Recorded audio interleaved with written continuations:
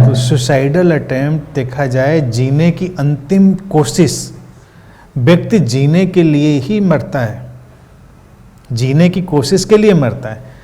ये बताओ, अच्छा इसका दूसरा अगर एंगल से देखा जाए, सब अच्छा है, कॉन्शियसनेस एवर लिविंग है, तो ये सब हम जो बातें कर रहे हैं कॉन्सेप्चुअली है, कंसेप्चुअल है। लेकिन देखो इसमें मैं कहूँ सुसाइड का कोई बहुत बुरा या मृत्यु का मसला नहीं है। अभी तुमने पहली बात जो उठाई थी अरहत और अरिहंत की, तो तीर्थंकर महावीर ने जब अरिहंत का कंसेप्ट दिया तो उन्होंने कंसेप्ट संथारा का भी दिया।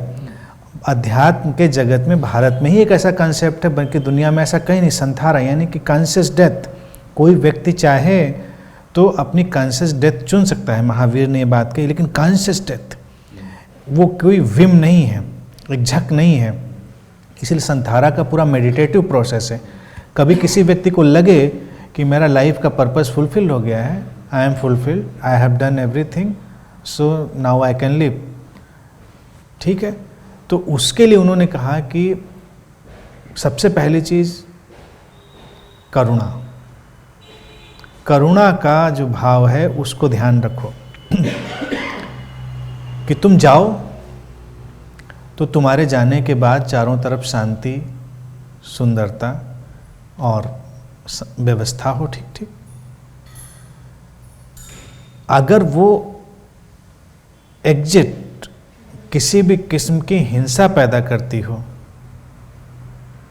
किसी को चोट पहुंचाती हो, तो फिर वो एग्जिट का कोई बहुत ठीक वजह नहीं है। महावीर ने संथारा का कंसेप्ट दिया, और मैं इसीलिए हमेशा कहता हूँ कि गुरुओं की बातें भी सुनो और उनकी ज़िंदगी को भी देखो।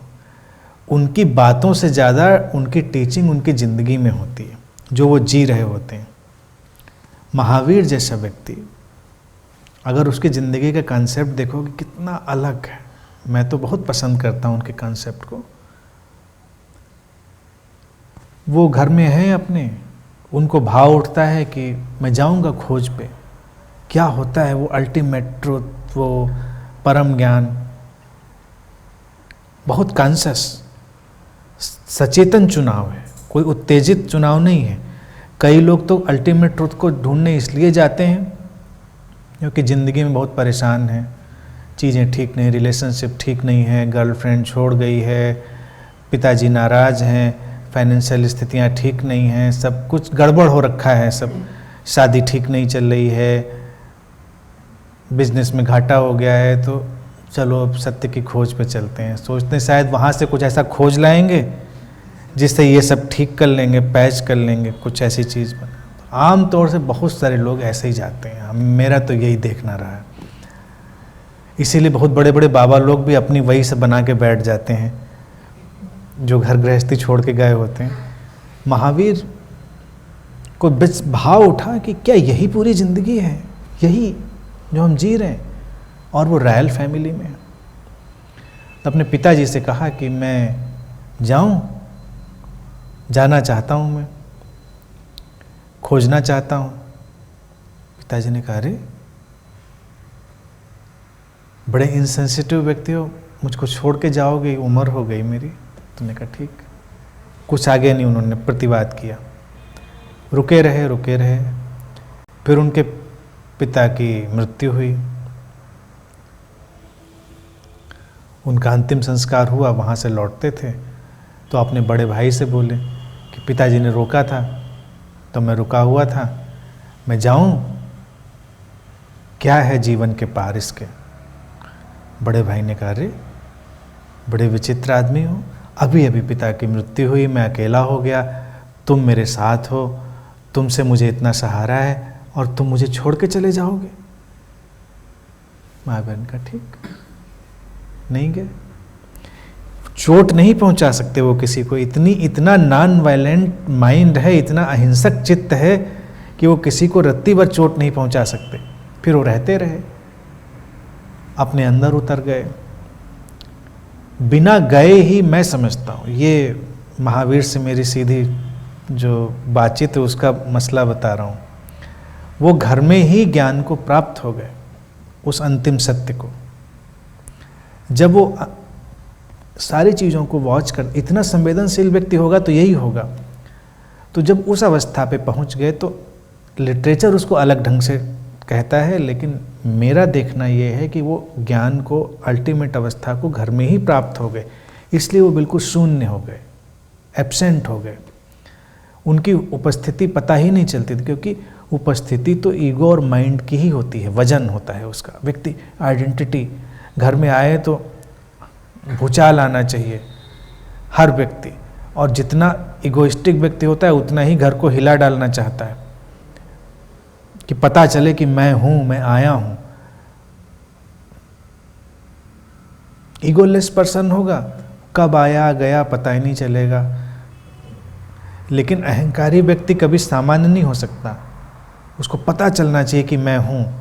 तो कथा ये कहती है कि महावीर का होना ही लोगों को नहीं पता चलने लगा। घर में रह रहे थे और लोगों को पता ही नहीं था कि वो हैं। तो एक दिन भाई ने उनसे कहा कि तुम अब हो ही नहीं यहाँ पे, तुम अब चाहो तो जा सकते हो। अब यहीं पर ट्विस्ट है। जैन लिटरेचर कहता है फिर वो गए ज्ञान की खोज पे। तुम सोचो जो रहा ही नहीं वो जाएगा कौन? जो एब्सेंट हो गया टोटली, जाने वाला बचा ही नहीं, तो गया कौन? कोई नहीं गया। लेकिन वो गए। गए किस लिए? तब वो दूसरे कारणों से गए। पहले अलग कारणों से जा रहे थे, फिर वो गए कि जो मैंने जाना है उसको कम्युनिकेट कैसे करें, उसको लोगों तक पहुंचाएं कैसे। तब उन्होंने उस कम्युनिकेशन के उपाय ढूंढे, उस पर मेडिटेट किया, उनको तलाशा, सोचा, एक्सपेरिमेंट किए। और कहते हैं स्पिरिचुअल लिटरेचर में, आध्यात्मिक जगत में वो एक ऐसे अद्भुत व्यक्ति हुए जिन्होंने इनएनिमेट और एनिमेट दोनों जगत तक कम्युनिकेशन किया। जंगल में अकेले होते थे तो पशु पक्षी भी सुनते थे, और चट्टानें, जो ऐसी चीज़ें निर्जीव जिनको सुनते, वो सब भी उनको सुनते थे। वो अपनी बात को वहाँ तक ट्रांसमिट कर पाए, उस लेवल तक। और ऐसे व्यक्ति को बहुत अहिंसक होना पड़ेगा। तो एग्जिट तो, और उन्होंने ही, फिर कितनी कमाल की बात है, इसलिए मैं बता रहा हूँ, ऐसा व्यक्ति फिर उन्होंने ही कंसेप्ट दिया संथारा। अपनी स्वेच्छा से शरीर को छोड़ सकते हैं अगर ऐसी स्थिति हो। देखने में लोगों को कंट्रास्ट लगेगा, क्योंकि वो ये जान गए थे कि एग्जिट वायलेंस नहीं है, लेकिन वायलेंस और बहुत कुछ है। अगर आपने उससे मुक्ति पा ली है तो आप बड़े कॉन्शियसली एग्जिट कर सकते हैं। और संथारा उनका, जैसे 9 महीने गर्भ में रहने का प्रोसेस होता है, ऐसे ही वो लंबा प्रोसेस होता है। व्यक्ति धीरे धीरे धीरे धीरे स्टेप बाय स्टेप उसकी तरफ बढ़ता है। यानी कि अगर आपको कोई झक है, आप किसी उत्तेजना में कर रहे हैं, तो आप कुछ ही दिन में वापस लौट आएंगे। वो जहर खा के शरीर छोड़ने की बात नहीं है, या फांसी लगा के ट्रेन के आगे कूद जाने की। बिट बाय बिट व्यक्ति धीरे धीरे भोजन छोड़ देगा, फिर पानी छोड़ देगा, फिर शांति से बैठा रहेगा, फिर ध्यान में जाता रहेगा। यानी किसी भी मोमेंट पर उसमें चुनाव है कि अगर व्यक्ति को लगे कि मुझे नहीं जाना है तो वापस आ जाए, धीरे धीरे कॉन्शियस। उनके लिए वो चीज़ थी। लेकिन ये उन लोगों के लिए संथारा नहीं थी जो जाके भी फंदा लगा के लटक जाएंगे, वो उत्तेजना होगी। तो एग्जिट अलाउड है। ये जो पूछ रहे हैं इसके वो एक बुक आई थी अभी, बल्कि 2 बुक्स इस पे बड़ी इंटरेस्टिंग और बड़ी रोचक लिखी गई। एक तो पाउलो कोएल्हो की है,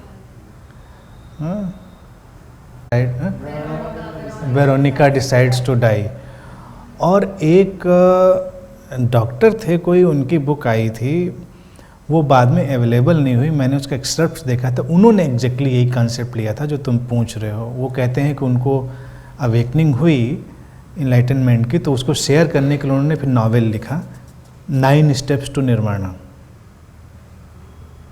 9 डेज टू निर्वाणा। स्टेप्स तो हमारे हैं, 9 डेज टू निर्वाणा। तो उसमें एक लड़की है कैरेक्टर, तो उसको वो यही दिखाया उन्होंने कि वो एक दिन सब समझ जाती है, यानी कि वो इनलाइटेंड हो जाती है। तो फिर वो एक फाइन डे बैठती है और सोचती है कि सब हो गया है, ये भी हो गया, ये भी हो गया, सारे चीज़ें तो कुछ, तो सोचती मैं एग्जिट कर सकती हूँ, मुझे तो कोई काम नहीं है, मैं ना तो मेरी कोई दौड़ है, ना मुझे कुछ पाना है, ना कुछ करना है, तो उसमें वो कॉन्शियस एग्जिट करती है। तो मुझे वो पढ़ने को नहीं मिली बुक, लेकिन वो कंसेप्ट उन्होंने यही लिया था कि ऐसी अवस्था भी हो सकती है व्यक्ति की कि जब वो पूरी तरह से चैतन्य है और एग्जिट कर सकता है। भारत में बहुत सारे योगियों की, गुरुओं की ऐसी घटनाएं हैं जब उन्होंने अपनी स्वेच्छा से अपना शरीर छोड़ दिया है। ऐसी तमामों घटनाएं, कोई एक आध घटना नहीं है। तो कॉन्शियस एग्जिट भारत के कॉन्सेप्ट में रहा है और भारत में इसको आत्महत्या नहीं कहा गया है। तमाम गुरु लोग करते रहे। इवन अभी आपके लेटेस्ट उसमें रामतीर्थ ने कॉन्शियस एग्जिट करी। रामतीर्थ तो बिल्कुल परम ज्ञान को उपलब्ध जीवन मुक्त व्यक्ति थे और गंगा जी में छलांग लगा के चले गए। लेकिन ऐसे लोगों को नहीं कह रहा हूँ कि प्रेरणा बननी चाहिए,